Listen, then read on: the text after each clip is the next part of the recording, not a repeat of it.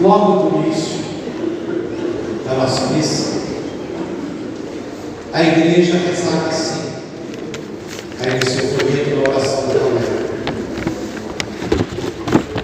ó Deus, vós que criais e governais todas as coisas.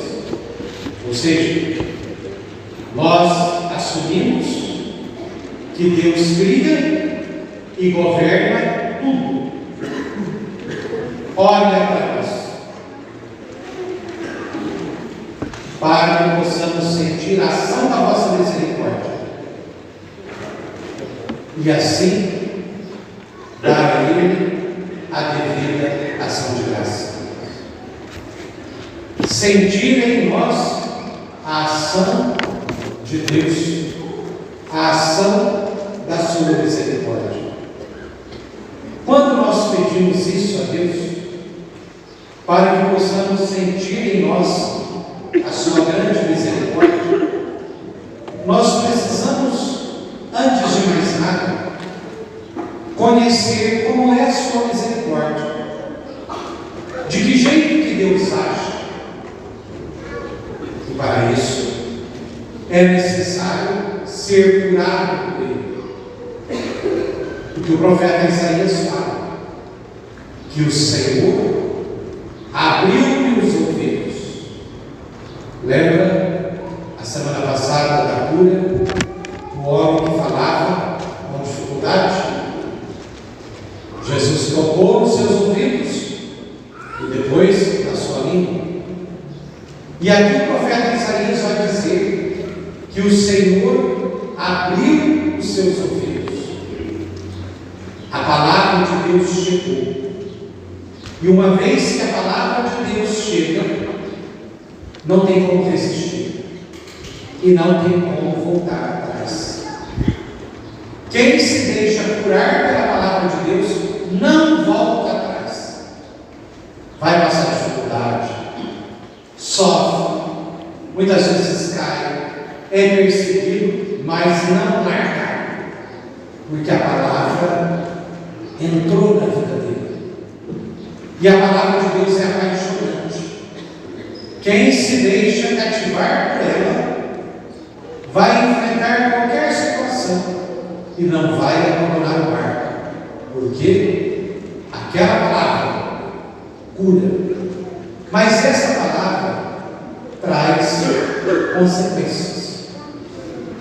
Essa palavra de Deus, ela gera em nós conflitos. Mas é a mesma palavra que nos faz ficar em pé. Aquela famosa frase: quanto mais reza, mais assombração aparece. Não é mentira, não. Porque quanto mais você reza, mais você percebe que pode ser melhor. E então você vai travar uma luta contra o mal. Mas vai vencer. Agora, quando você começa, você nem percebe que você já está fazendo mal. O mal muitas vezes já tomando conta de você. E às vezes, quando você perceber, já vai ser tarde demais. A oração nos põe em pé, mas é preciso amar essa palavra e ter a certeza: ah, mas eu vou caluniar. A palavra de Deus te justifica. Ah, mas eu vou perseguir.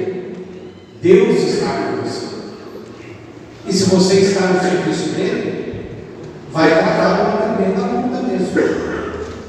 Agora, muitas vezes, o tom é gigantesco, porque em nome de Deus, nós queremos fazer aquilo que nós bem entendemos. Em nome de Deus, nós queremos agir de acordo com o que a gente acha. E tudo tem que funcionar do jeito que eu quero. Aí o perigo é muito grande. E aquele que se deixa cativar pelo Cristo vai entender a sua missão, que é assumir a cruz, dar a vida pelos seus. Jesus vai ressuscitar, mas antes passará pela cruz, que nós lembrávamos no dia de ontem. Dia 14 de setembro, É o dia da exaltação da Santa Cruz. E por que nós adoramos a cruz? Porque nela alguém deu a vida.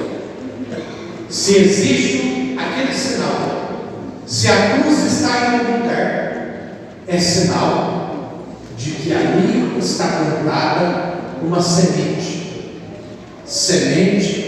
de eternidade. Na beira da estrada, se a gente viu uma coisinha colocada, significa que teve um acidente, alguém morreu por ali. Porém, a cruz foi plantada, porque mesmo naquele trágico acidente, há a certeza e a esperança de ressurreição. Deus agora está nessa história. Ele é a marca. E olhando para a segunda leitura de hoje, a fé sem obras é morta. O segmento do Cristo, só achar bonito suas palavras, é um segmento morto. Essas pessoas que se convertem, no encontro que foi, todo mundo desmaiou naquele encontro, aquela coisa. No encontro, seja de casais, seja de jovens, seja no encontro para adolescentes, tem o seu valor, sim. Mas se alguém se converte só por causa da emoção, não dura nada. E aquele Deus é um Deus banana, que não resolve nada. A conversão se dá ao assumir a cruz, enxergar a realidade. Eu estou nessa realidade e ela precisa ser transformada pela cruz do Cristo. É o que acontece no Evangelho. Jesus não fez uma pesquisa de campo para saber como estava o seu encontro, o que as pessoas estavam pensando dele. Ele estava um pouco se lixando do que o povo falava dele. Ele estava cumprindo a sua missão. O que o povo falava a seu respeito, se gostava ou não dele, isso não o preocupava. Mas ele pergunta para os seus discípulos: o que dizem ser o Filho do Homem? Cada um dá uma resposta. Mas aí Jesus chega com o seu objetivo. Mas para vocês, quem sou eu? Quem é Jesus para você? É alguém que está a serviço dos seus desejos? Esse Jesus que você prega, ele é mágico? Resolve as coisas assim? Com a varinha na mão? Esse Jesus que você prega é o oba-oba da festa, do show? Que Jesus é esse? Ele quer saber. Porque você vai falar dele. E aí Pedro, como sempre, dá uma resposta: tu és o Messias. Bom, quem é o Messias? É o enviado de Deus, é o esperado de Deus, é aquele que tem a palavra de vida, é aquele que é capaz de vencer o mal, é aquele que cura, é aquele que devolve a visão, é aquele que ensina a escutar, é aquele que solta a língua, é aquele que faz o paralítico andar, é aquele que tira da cama, põe a pessoa em pé novamente, é aquele que transforma a realidade em algo novo. Daí Jesus disse: que bom que vocês sabem que eu sou Messias, fica entre a gente por enquanto. E aí Jesus se sentiu em casa. Já que vocês sabem quem eu sou, então eu vou dizer para vocês o que eu vou enfrentar. E eu começo. Eu vou ser odiado pelos anciãos, Eu vou ser perseguido, porque a minha palavra vai me incomodar. Os doutores da lei vão me criticar. Isso é um absurdo. Se o senhor está a serviço da palavra, como é que vão fazer isso ao senhor? E Jesus vai concluir: eu vou sofrer, vou ser condenado, vou morrer, mas vou ressuscitar. Pedro, como sempre, toma a iniciativa e ele fala em nome dos outros discípulos. O que ele diz para Cristo? Que isso nunca te aconteça. Então ele não sabe quem é Jesus, coisa nenhuma. E a resposta de Jesus é boa: vai para longe de mim, Satanás. Chamou o chefe da igreja de Satanás. O Satanás é aquele que distorce, é aquele que não deixa a vontade de Deus prevalecer. Pedro, como os outros discípulos, ainda não tinha entendido qual era a missão de Jesus. Para Pedro e os discípulos, ser de Deus era ter glórias, era ter poder. Como o mundo vê o poder como glória. As pessoas veem o cargo, poder, às vezes está no cargo público, que é pago com dinheiro público, e trata o povo com a casca erguida. Está lá a serviço do povo e não faz o que o povo precisa.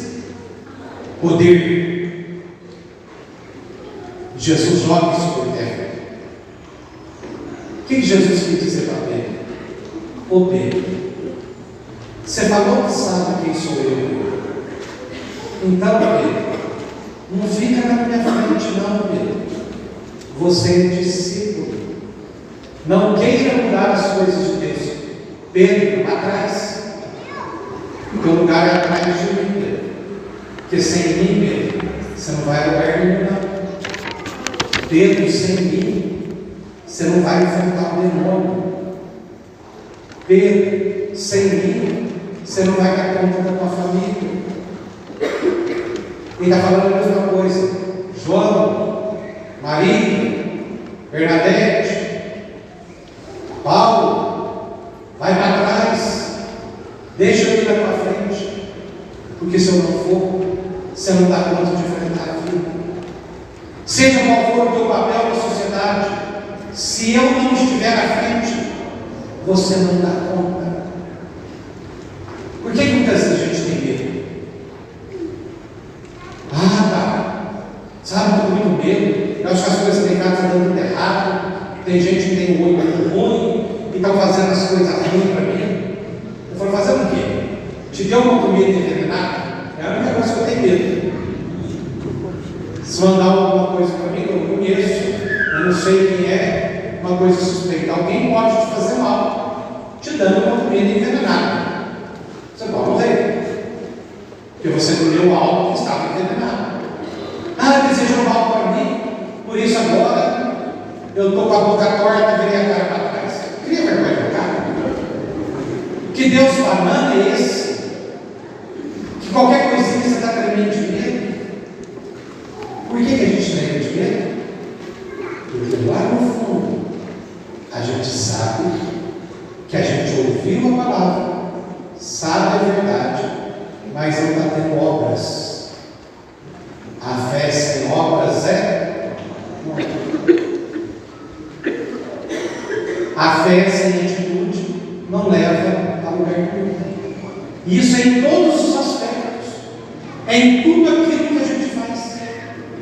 Você mostra que é uma pessoa de Deus agindo nas atitudes, nos relacionamentos. Sim. Mas a fé nos ajuda até a corrigir. A fé nos ajuda a irmos longe. Tem pessoas de cabeça erguida. Pessoas de cabeça erguida. Veja bem, que até no meio dos discípulos, Eles não queriam dificuldade, eles queriam a glória. Por isso que Jesus chamou Pedro de Satanás. Vai para lá, Pedro.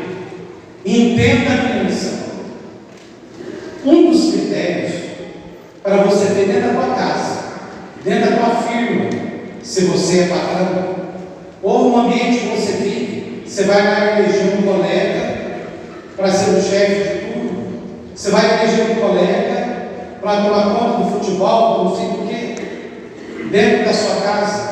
Quem vai organizar talvez uma parte mais importante? Presta atenção. Como a pessoa lida com o poder?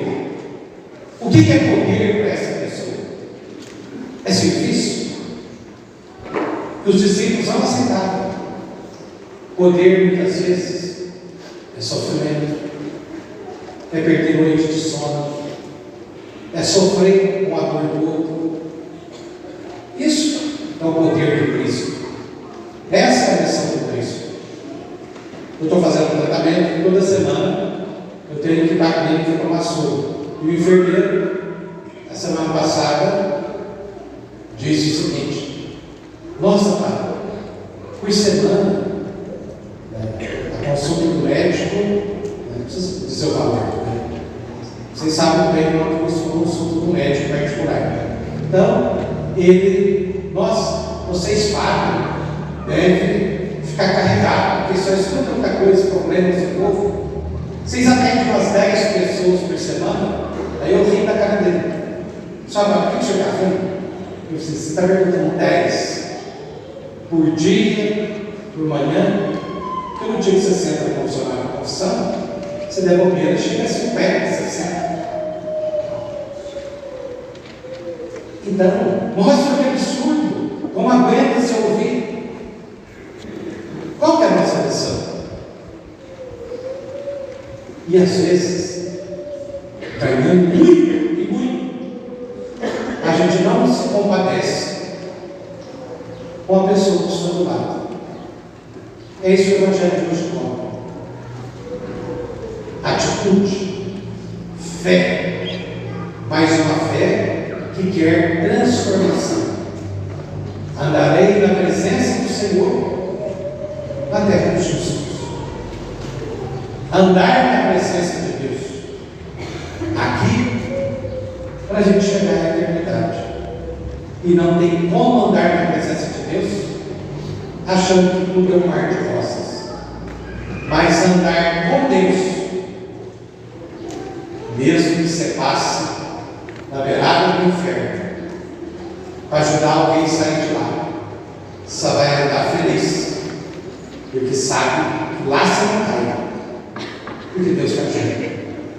É essa fé que deve nos conduzir, e não querer uma fé de glórias, de êxitos, de aplausos.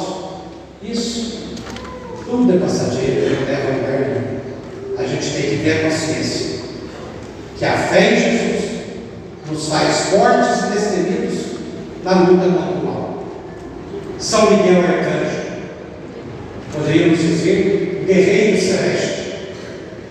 Ora, por que a gente não deixa esse Espírito da força de Deus que está em nós agir em favor da vida, do que é bom?